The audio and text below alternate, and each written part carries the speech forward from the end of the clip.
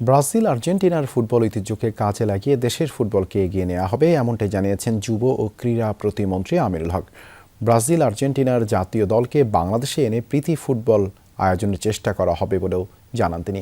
Gulshan youth club টার্ফে aviation and tourism journalist forum of Bangladesh ATJFB আয়োজিত football টুর্নামেন্টে এসব কথা বলেন তিনি।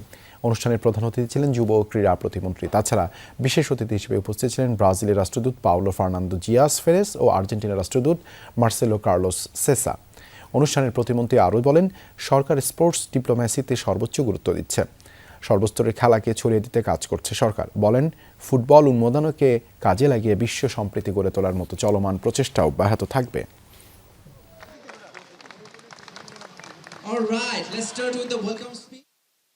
ব্রাজিল এবং আর্জেন্টিনার ফুটবলের যে স্ট্রাকচার রয়েছে, তাদের যে অবকাঠামো রয়েছে, তাদের যে পরিকল্পনা রয়েছে, তাদের সাথে কথা বলে আমাদের ফুটবল ফেডারেশনের যারা দায়িত্বশীল জায়গায় রয়েছেন তাদের সাথে কথা বলে তাদের সহযোগিতা বা তাদের যে পরিকল্পনাগুলো আমরা আমাদের দেশে ইউটিলাইজ করে আমরা আমাদের ফুটবলকে একদম তৃণমূল পর্যায় থেকে আমরা ডেভেলপ করতে পারি কিনা।